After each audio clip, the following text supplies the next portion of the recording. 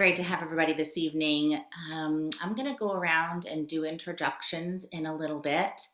But what I'd really like to do is just quickly introduce myself, and then we're going to drop in for a brief arriving practice, and then we'll talk a little bit more. So, anybody who's joining us on Facebook, and for my treasured friends and guests that are joining me this evening, the invitation is to, find a comfortable position if you haven't already. Maybe sit down or lie down. Um, and if you feel safe, allowing your eyes to close wherever you are. If not, maybe just softening your gaze. And if you like, taking a deep breath in through the nose and sighing it out. Maybe sighing it out through your mouth, maybe through your nose, whatever calls to you this evening. And then letting your breath really just return to whatever pace is right tonight. Letting your body breathe itself.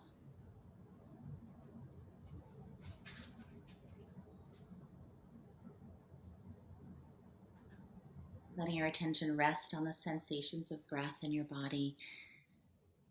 Maybe even saying thanks to the body for breathing you without having to do a single thing at all.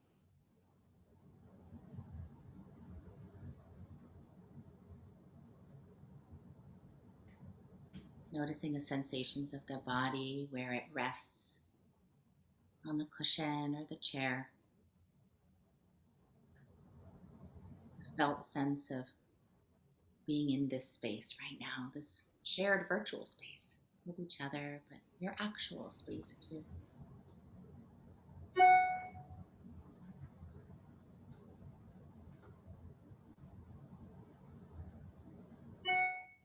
Noticing sounds, temperature in the environment.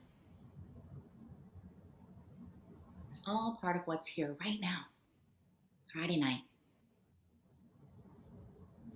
here at the Sacred Tree House online,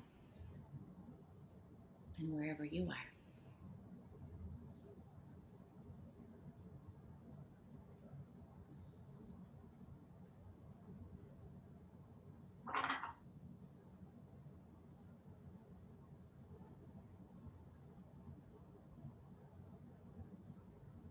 And in a moment, I'm going to ring the bell and inviting my guests and any of our viewers back to our shared space.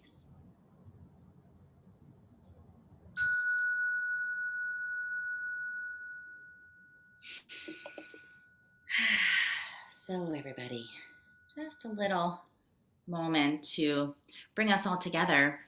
And I wanted to just talk a minute. We were chatting before we went live tonight, but I wanted to talk to our audience a little bit too about what my intention was for bringing this group of amazing people together tonight. The Sacred Treehouse this year for 2021 is putting together a monthly blog sort of theme, if you will. And each month we're going to focus on a different topic. And for the month of March, we're focusing on joy. And joy is sort of near and dear to my heart because I really feel like sometimes it's elusive and it happens or it doesn't happen. Maybe we notice or we don't, but as creatures who are really wired for safety and who are wired to take care of ourselves and to persevere, we're going to really tune in much more quickly to what is scary or dangerous or uncomfortable. So tuning into the positive experiences, whether they be joyful or just comfortable, right, or safe, is a practice that I think we really have to cultivate. So this month, for the interview component of our blogs, I thought I'd get together a panel of some amazing people that I know that I believe, and you guys can correct me if I'm wrong, but that I believe have some joy in your lives, know how to cultivate joy in your lives. And if not, then maybe you're really just good at noticing it when it arises. And so I thought maybe we talk a little bit about what we do as mindfulness practitioners and teachers, and how we're able to tune in to what we find to be joyful, maybe even increasing levels of joy in our life, and what we might suggest to our audience or to other people about what they can do too. So, I want to take a few minutes to go around the room and introduce ourselves to our group. So, I can go first. For those of you that don't know me, my name is Dr. Nikki Davis. I'm a clinical psychologist. By day, I work at the therapeutic oasis of the Palm Beaches in private practice, and I'm a member of a DBT team. So we work with pretty intense clinical cases, and I really see a lot of suffering. The population that I work a lot with are adults who struggle with addiction and burnout and empathy fatigue. And mindfulness is an incredibly important part of my practice, not just for myself in order to stave off burnout for me, but also I teach my clients every single day mindfulness strategies so they too can tune into the wisdom of the body and notice what's happening so they can protect themselves as well. So that's me. And oh, by day, so by night, I also teach meditation and MBSR and mindfulness, and sometimes Saturdays through the Sacred Treehouse. And that's why we're here today. So I'm just going to go around and call on you. So, Kat, you're next. Tell us a little bit about you and mindfulness in your life and your work. And Yeah, well, I've known Dr. Nikki Davis for decades oh my and gosh, decades. yeah, well, long time. Since probably before, at least a collective 7 college degrees, probably between the two of us, probably. Right. Um, I'm Dr. Catherine Dukes. It says LMSW, and now newly minted LCSW. I am in private practice in Newark, Delaware. I have been doing professional sexuality education and program development for about 20 some years. And now, for the past few years, I have been working as a psychotherapist and a sex therapist and a couples therapist. And it's so interesting and fascinating that even like many of the classic sex therapy techniques are what we now call mindfulness, like sensate focus, is so incredibly just based in mindfulness and being present in the body and noticing and being in that moment, and not like spectatoring out and worry and things like that. And so I use a ton of mindfulness for my clients who are sex therapy clients, who are couples therapy clients. Um, and my psychotherapy practice also focuses on serving sexually marginalized populations. So lesbian, gay, bisexual, transgender, queer, kinky, poly, and sex workers. Awesome. Kat, I'm so glad that you're here. Love it. Thanks for joining us. Thank you for having me. How about you, Gus? Tell us who you are. Yeah, I'm still trying to figure out. But as everybody just wants to give a list of my story here, so very briefly, yeah. So I'm honored to be here. Thanks, Nikki. I've known you now for a few years from local mindfulness community here in South Florida. Yeah, I'm a retired neurologist and sleep specialist. I practiced neurology and sleep medicine for 25 years in Palm Beach County, and it was when I was practicing medicine back in the 90s that I got into what now everybody calls burnout or moral injury, whatever the wording is. But back then it wasn't really. Although it was known, it certainly was not talked about, and it certainly was not made into let's help the doctors out thing.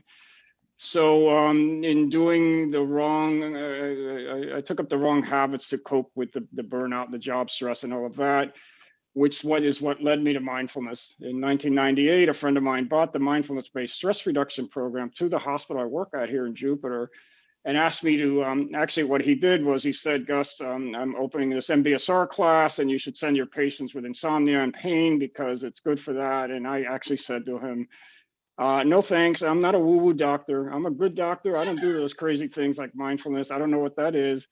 And he said, and he laughed and he said, no, this comes from the University of Massachusetts School of Medicine. There's a lot of research. Go look at it, and then whatever. And I did. And after that, I called him up and said, yeah, okay, I'm sold. I need help. Neurologists deal with a lot of chronic disorders and stuff. And so where do I send patients? And he said, send them here, do this, do that. And then he said to me, and Gus, you should take the class because you're pretty screwed up, you know? And so he kind of knew that I was doing things that I shouldn't be doing. I just looked bad. And so he actually took the class. So in 98, I came to MBSR, found the benefit. And as long as I practiced, I did well, but I slipped off the practice bandwagon, as a lot of people do, and then had to take the class again because things really got bad after that. And then things got much better after a few years of cleaning up my act and doing much better and practicing mindfulness. I stopped practicing medicine, and then for a couple of years did some different things, and mostly those centered around meditation, mostly mindfulness, because that's what I knew the most. And then in 2009, somebody said, you know, you need a job, by the way, and you want to do something. And they got me hooked up with the University of Massachusetts School of Medicine, the Center for Mindfulness, and said, you want to go introduce me to John Kabat-Zinn, and do you want to get trained and blah, blah, blah. And so I got trained and certified to teach mindfulness through that system. And since 2009 through now, I've been teaching all over South Florida until, of course, the pandemic. Now it's all over Zoom. Yeah. But that became my career. I'm sort of a full-time mindfulness teacher for a living. And Love it. That's my story, and it's sticking to me. It's sticking to you. I'm so glad that you're here, Gus. Thank you so much for sharing this time with us, with me tonight. How about you, Sandy? I'm so glad you're here. Yeah, Gus, I love that story. And Dr. Kat, I thought I would be the one that knew Nikki the longest on this panel, but I guess I was wrong. It's a long time for us too, Sandy. I know. So I'm Sandy Scalani. I'm the executive director of Mindful Kids Miami, and I've been in this role this year. So I've only known this organization online. And through all of the numerous Zoom programs that mindfulness programs that we provide for various adults, community members, teachers, social workers, and we also have programs for kids as well. And I came to this work through about 17 years of working in the anti-sex trafficking or anti-human trafficking field, where I was building trauma-informed and trauma-responsive programs for kids who were sexually trafficked in Miami and throughout the state of Florida. And that's originally how I met Nikki to begin with. And we were kind of working together on some of these clients that we had. And, you know, of course, it goes without saying that that kind of work comes with a high degree of burnout potential, a high degree of stress and kind of constant crisis response that we have to do. And so I really learned to bring mindfulness into not just my life as a way of helping with mitigating the burnout, but also as a way to build programs that were really in tune with what was in the best interest and what was really needed by the people we were serving, and not kind of knee-jerk reactions. And you know, the issue of human trafficking tends to bring with it a lot of kind of, you know, let's lock them up for their own safety, and you know, all kinds of reactive approaches because people are very scared for other people's health and well-being. And so you know, having mindfulness as a kind of foundation for building that work over the years, I think has allowed us to build a really strong community response to trafficking in Miami and South Florida in general, which pretty much started when, you know, in the beginning when I founded Project Gold at Christie House. And I still see that vision alive today, and I love that so much. And you know, I honestly can't say like any bad things about mindfulness. Mindfulness has been at the root of everything that I've done. And then, of course, you know, I've done the Vipassana retreats, and you know us. So, and I'll tell you a quick little story. Nikki and I did a Vipassana retreat, 10-day silent meditation retreat together. And this whole thing is about joy. So like, if you want to know what real joy is, real joy is taking the long road home from Jessup, Georgia, all the way down through St. Augustine, stopping in every grocery store and giggling our butts off because we were just fresh off of a 10-day silent meditation retreat. Joy. I That love was a good. great lunch and just really like savoring every moment Yeah. of connection after that. Oh my gosh, that was really a great drive, wasn't it? It was a beautiful day. Sandy, thank you so much for being here. And as I'm listening to you guys, sort of tell your stories and let our audience know who you are, I really was just sort of overwhelmed with not just gratitude, but just feeling so honored, right, to know such incredible people who've done really great work and that are spreading mindfulness and teaching mindfulness in so many different ways with lots of different people to help relieve a bit of suffering. I mean, I know that that's really all of our goal. And so thank you so much for the work that you all do and for being here with me. So I want to read a little poem before we get into our question and answer. It's called The Middle of Happiness by Risha Rana. And it goes like this. The ego said, I don't want to live on the fringes of happiness, of a happiness that's fleeting. I want to live right in the middle of it, right in the middle of happiness that stays. The soul replied, then plant a seed of love in your heart. Love for yourself, love for another, love for everyone. Water it every day with devotion, and you will soon find yourself right in the middle of happiness that stays. I love that. So that's really where I wanted to go tonight with you guys, to talk a little bit about joy and happiness, and maybe they're different to you. And so I'm hoping that you guys can speak to what joy means to you. What even is that? How do you experience it? Maybe where you experience it in your body, and what moments sort of bring up joy for you, but also how mindfulness plays into that, right? Maybe there's a practice that you use in your life that helps you to cultivate joy. Or maybe just how you cultivate joy in your life in general. So I'm really curious. I don't know if anybody wants to start to really just talk about um, what joy is to you. What is it? Joy, happiness? Are they different? Are they the same? I mean, Well, I'm happy to start. that's what I did. Um, I was really, when thinking about coming on here, I was like, I don't know, I don't really experience joy. Do I have joy? Joy to me, it just sounds like, some people are just always chipper and outwardly happy about seemingly everything. And kind of that seems like what joy is supposed to be. So I was really thinking about that. I'm like, that's not me. I'm not that kind of person. I mean, of course, we are always changing all the time. So I don't like to say I am or am not something, but generally speaking, my character is more laid back and not so exuberant. And so, then I started thinking, I was like, well, what is it that brings me kind of really fulfilling moments in my life? Like where I feel really whole and at peace and grateful to be alive and all of those things, because that's what I feel more regularly. And I looked up at the clouds and I was like, just look up, right? I was like watching them. I was like, look at it, look at the clouds, notice the edges of the clouds.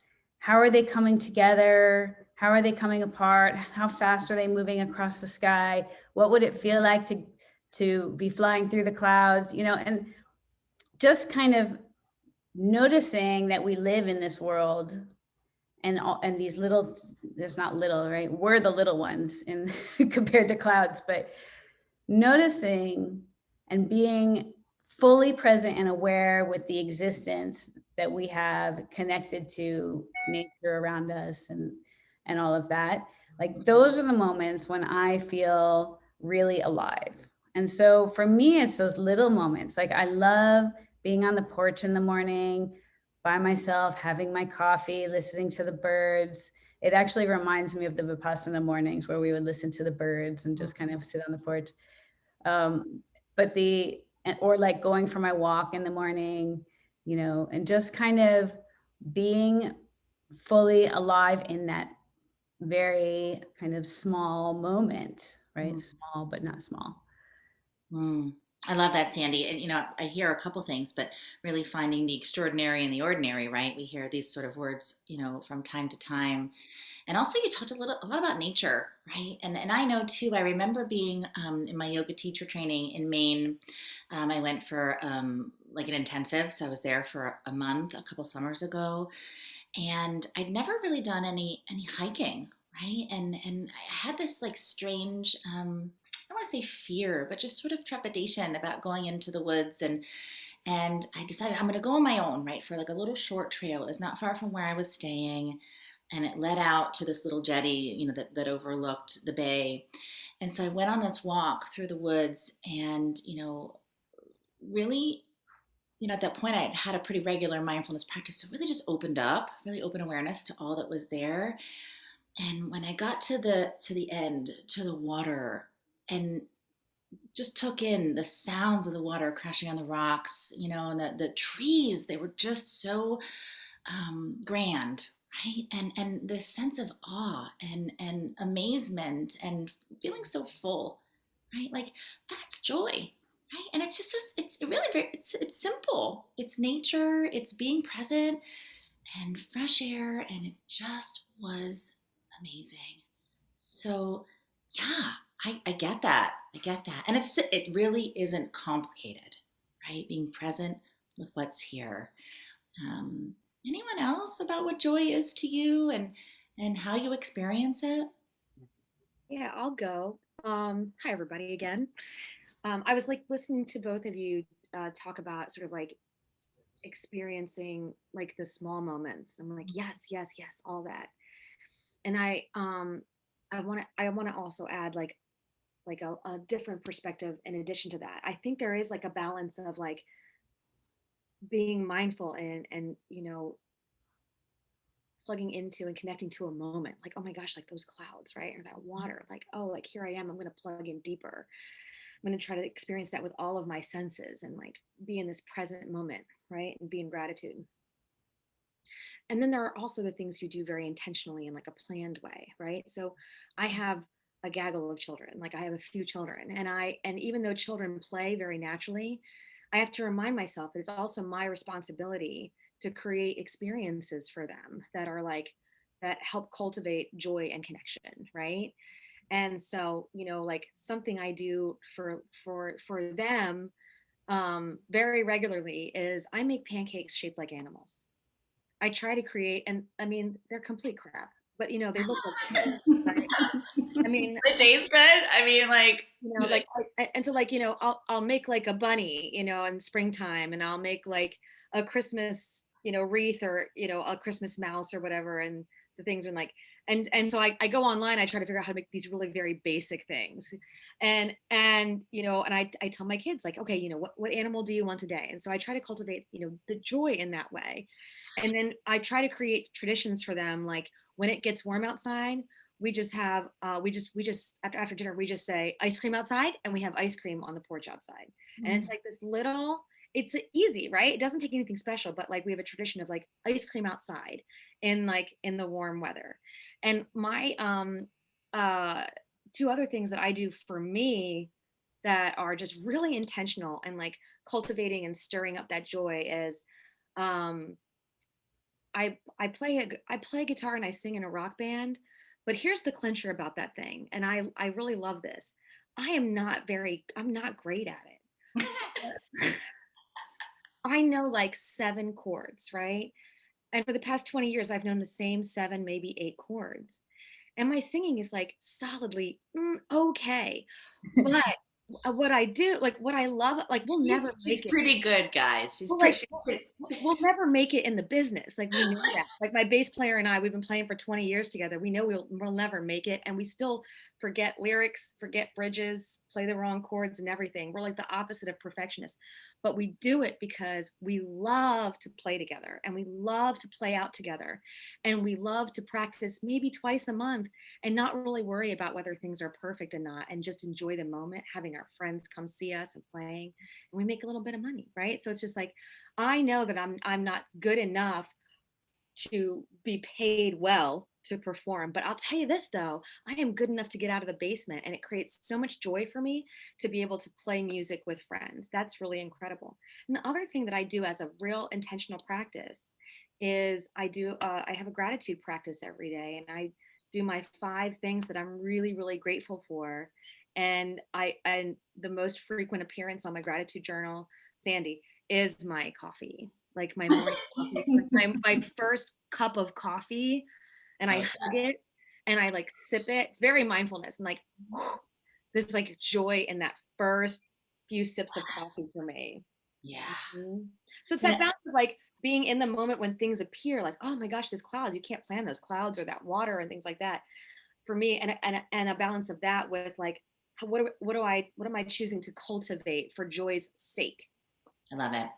And I love that you're saying that too, because really, when we talk about having a mindfulness practice, the intentionality of it is really a critical component, right? Like we can attend to things, at any time in any way, right? I mean, attention is something that we've got, right? Awareness is something that we've got. It's that sort of sixth sense. It's what I taught my kids, the sixth sense of awareness.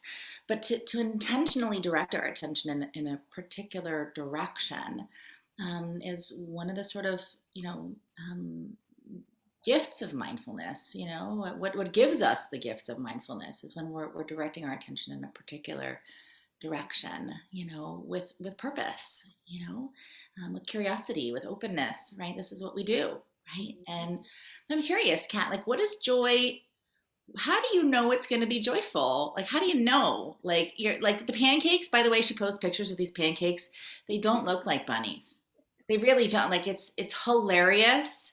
And the kids are just like stars in their eyes. And they think mom is just, I I hope mean, so. from what I see on Facebook, amazing, right? But they don't look like bunnies. I make them. I mean, I do. I make them Love smile. you. Smile.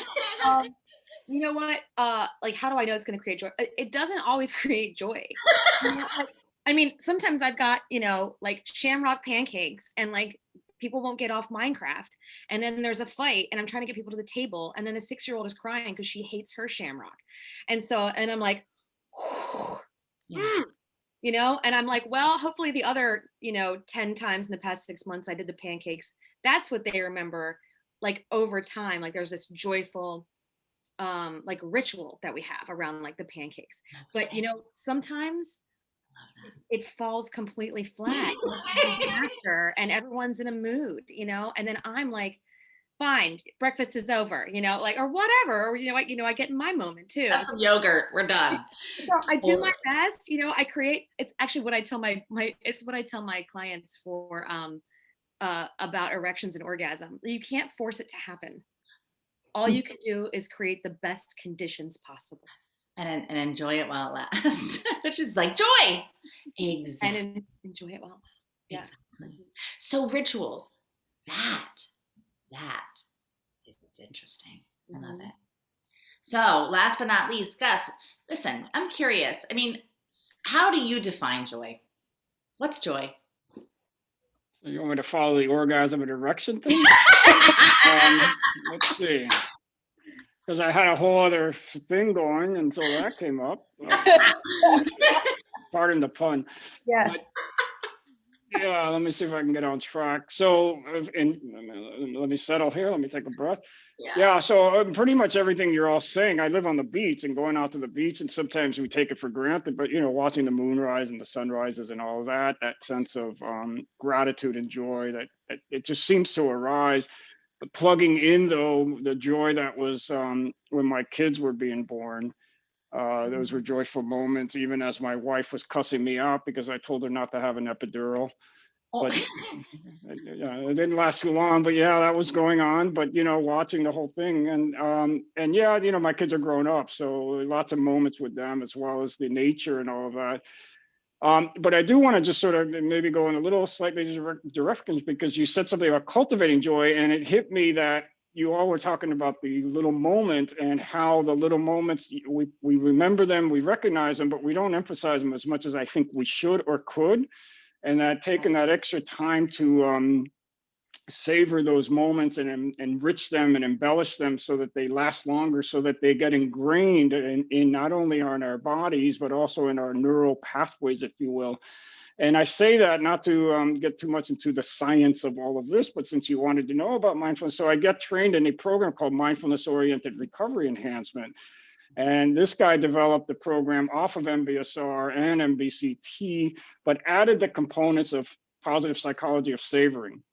So in that program, he actually has a practice. We do a practice of actual savoring, taking the moment to savoring, and the program has been hugely successful for opiate addicts and people in chronic pain, to the point where he's gotten $40 million in NIH grants to study this thing. So Wow. yeah, but the point here, he obviously saw something that I'm very familiar with. Is people in recovery from drugs and people with chronic pain, cultivating joy is somewhat challenging. So when I was thinking before, I was going to say, how do I know when I'm having joy? I says, yeah, compared to the way I used to feel, any moment that I'm not feeling like that is a happier moment. It's more joyful.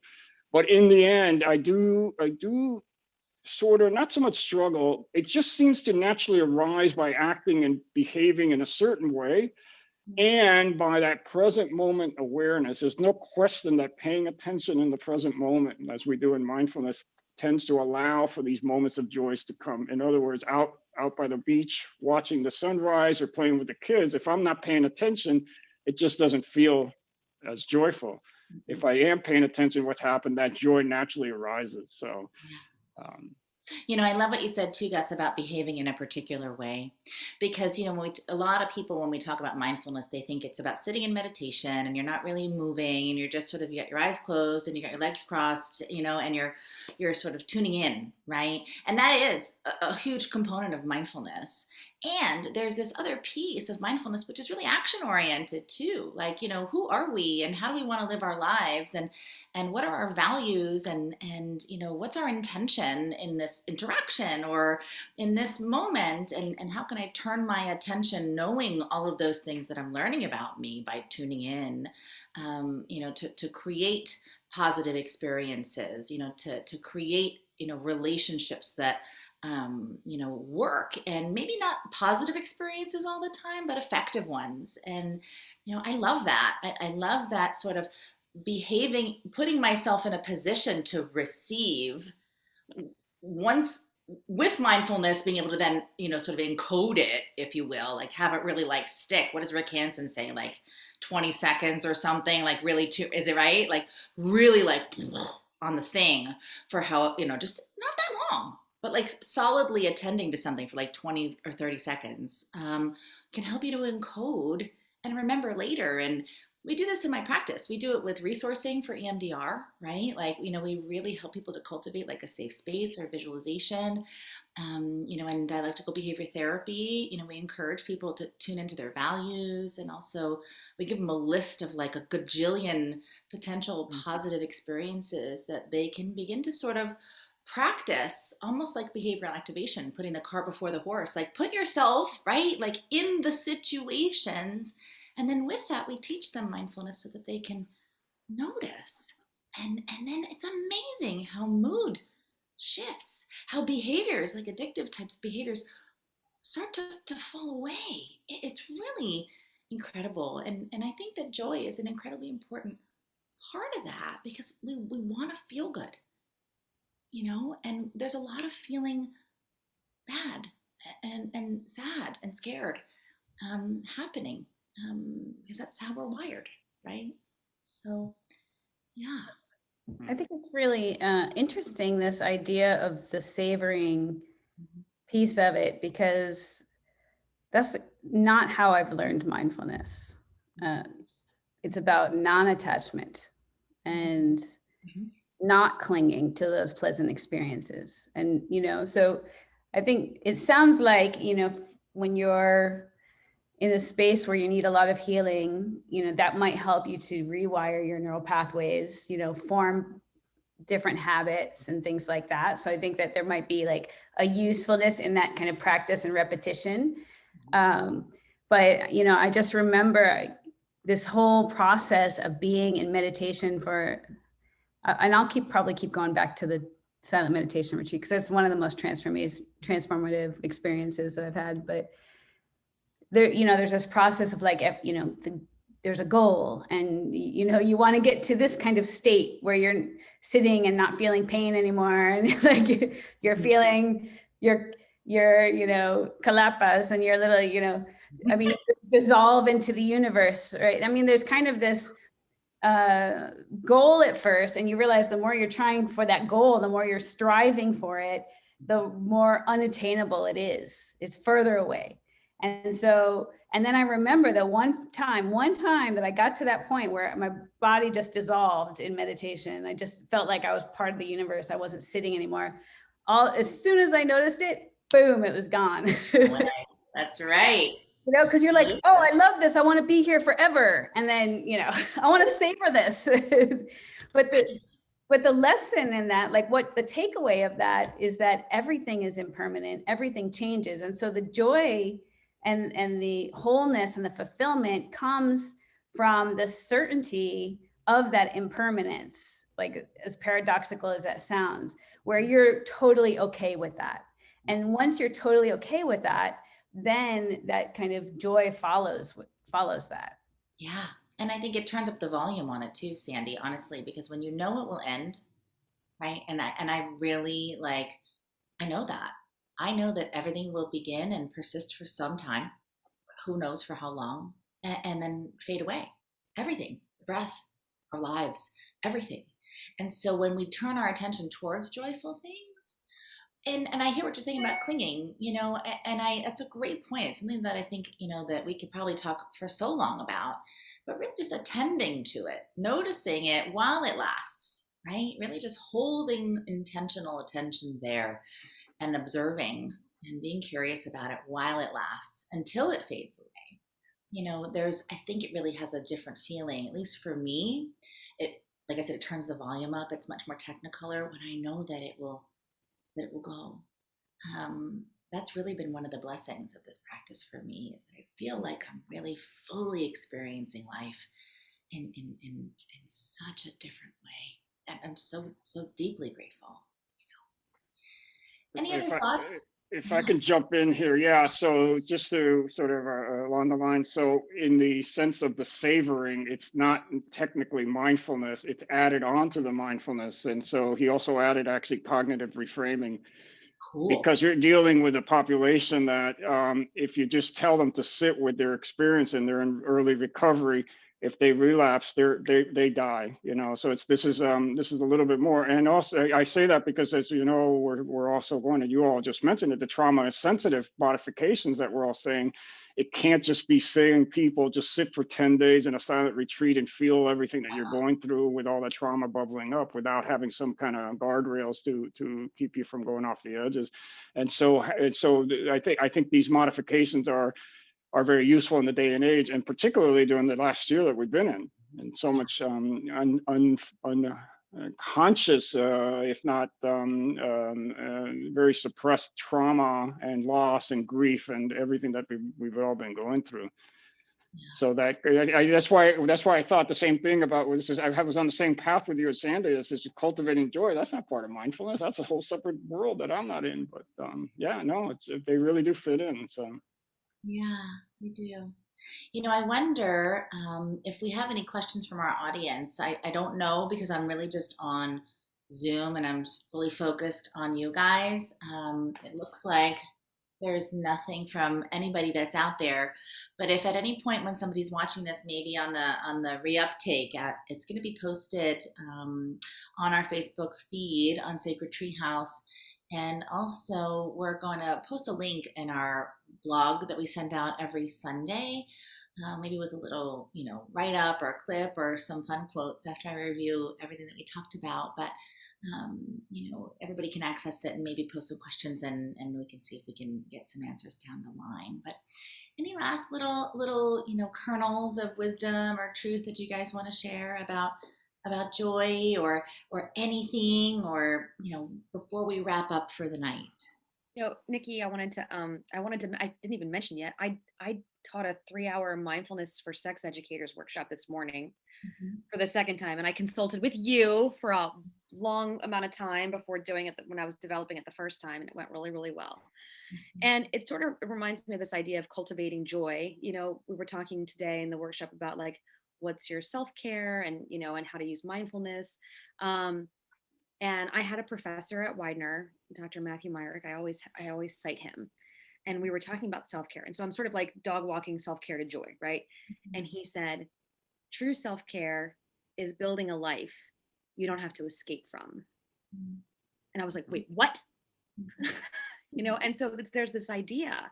And, you know, Nikki, you were just reminding me about that, about like living life in a different way, right? Like how do we build a life where we can be mindful and we can be present, and, you know, we have set up things like, you know, connection and joy are kind of more accessible to us because of the way that we decide to be, or the choices that we make, the choices to not overwork, the choices to get enough sleep so that we have the energy to connect, to notice joy and things like that. So I love that's it. one thing that was coming up for me on that. I love it. Thanks, Kat. Any last kernels from you guys before we wrap up tonight? I think I want to jam with Kat. We have our two female rock stars in the room. Okay bass with an okay backup vocal. Yes. Yes. Right? Probably I know. Gus, what are we going to do? I can play the triangle.